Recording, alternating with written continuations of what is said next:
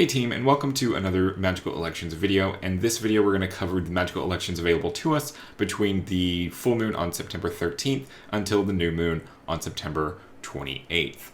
And so for this period of time there's not really a whole lot to choose from. Definitely better than last summer we didn't have anything, but I've only got two for you this time, and one of those may be more of a tentative experiment, so I'll explain that when we get to it. But first, so the keen-eyed among you may have noticed that it is a little smoky in here, and that is absolutely correct, because what I wanted to talk to you about today before we moved into our astrological elections is the idea of suffumigations, especially within the context of astrological magic, but even more generally. So suffumigations, what are they? Why do we have them? Very basically, suffumigations are incense. Mystery solved. But obviously the word suffumigate is a word that you'll find a lot in astrological magical texts and in older texts about occultism. Suffumigate has the word to fumigate within it, or, to expose to smoke. And this kind of has two main components in it. One is a bit more general, as in not specifically tied to astrological magic practices, and one is a bit more focused on astrological image magic. So our first reason why incense is used is just kind of very generally across a lot of magical traditions. Incense smoke specifically, is a vehicle that carries thoughts, prayers, and intentions from the earthly realm to the heavenly realm where deities or spirits exist. As kind of the smoke rises from the incense as it's being burned, it carries our kind of prayers or the intention or energy that we're trying to set. It carries it off somewhere else for a higher power to then come in contact with. So that's kind of the basic idea of why incenses are used pretty standardly across magical traditions. You'll have them being used kind of everywhere. There's also the different, there's kind of like a more like chemical reason, different scents, will influence our brains different ways for this or that purpose. That gets woven into it as well, which is why certain practitioners or certain lineages advocate using specific incenses. But moving away from that, kind of the more astrological magic-y reason is because when you are producing a talisman, one of the ideas in astrological magic is that heat is a invigorating factor. That's not specifically astrological magic, that's like a old school Aristotelian physics idea. But when you are making a talisman or constructing a talisman, you have to expose it to heat in some way. And so classically this was done by waving the incense through smoke of a particular substance being burned. Today we have helpful incense sticks which make it easier for us to do, but in the past it was literally just like piles of plant material that were burned, and talismans kind of waved over that smoke. But that waving of the smoke over the smoke does two things. One, it kind of finalizes the enticement of spirits to inhabit or ensoul the object. And two, by exposing it to that heat from the smoke and from the fire burning the incense, it gives it something akin to like a vital heat that the body produces. Generally, talismans kind of fall within two categories, those that are worn on the body and those that are not. So your talismanic rings, amulets, necklaces, bracelets, those kinds of things, they're worn on the body. And so because the body's own natural body heat, they're sort of enlivened passively. Just wearing them gives them the fuel or the heat that they need to be invigorated, because obviously they can't produce their own heat in the physical world. But then other types of talismans that are not worn on the body, like mirrors or paper talismans or candles, they require a heat to help them work. So this is where suffumigations come in handy. You just kind of wave your talisman through it and give it a source of heat to help it work, to help it move. That's not to say that they're not working when they are not immediately exposed to heat, but they work much faster, much better when they have that heat exposed to them, which is why you're generally supposed to do like re-up rituals or just like reinvigoration or recharge rituals to help them get that and maintain that heat to help them do their job. Of course, candles have a unique feature that when you light them, they produce their own heat to kind of fuel and to fuel the spirits that are kind of encased within the wax at the time of the creation through the material that are put in it. So that is a little bit more self-sustaining than the others, but you still have to light the candle, and you can't have it burning all the time or it'll be gone. So that's that idea. But anyway, that's generally what the function of suffumigation is, and why we have things like recharge rituals or reconnection rituals. On the one hand, it's very useful to establish that relationship with the celestial spirit you're working with, but then on the other hand, the celestial spirit kind of needs that heat to be able to move things within the physical world more apparently and more obviously. So now we're going to move into our magical elections video, but honestly, before we do that, we have to touch base with a couple of things. First of all, just to do a quick kind of planetary recap of what's going on. Not a whole lot is going on astrologically this next 2-week period. Kind of the big stories are that Venus will ingress into Libra, which is fantastic, really great for Venus petitions. But unfortunately, we're not going to have the right conditions met to have a Venus in Libra talisman. We're just not going to have that throughout the entire Venus in Libra season for one reason or another. That main reason being Saturn and Capricorn square Venus in Libra. Speaking of which, Saturn and Capricorn will station direct on the 18th, which is going to be fantastic for basically it just puts Saturn and Capricorn talismans back on the table after a 4-month period to where we couldn't even think about them because of the retrograde motion. So that'll be fun.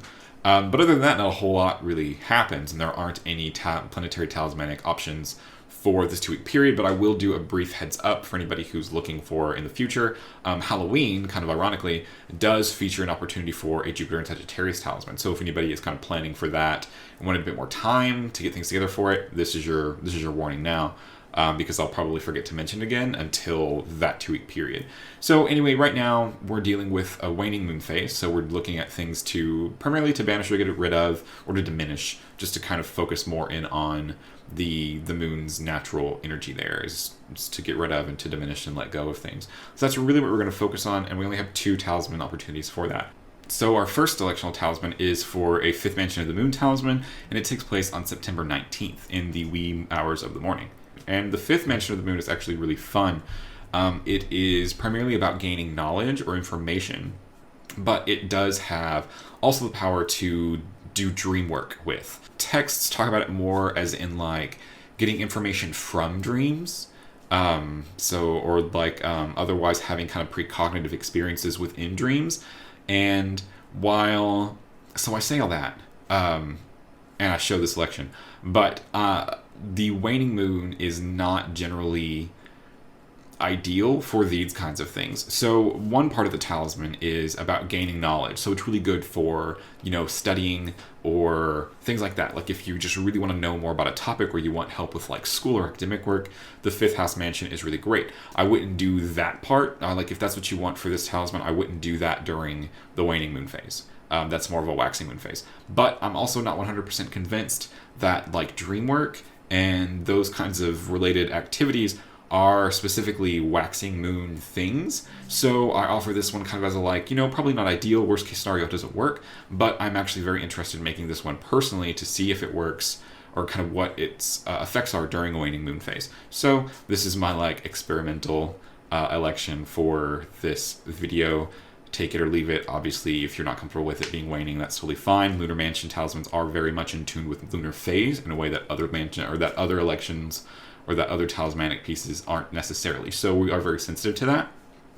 But I'm going to give it a shot and report back on things that happen because I honestly don't dream very often at all. And when I do dream, they're very, very specific Mars-type dreams.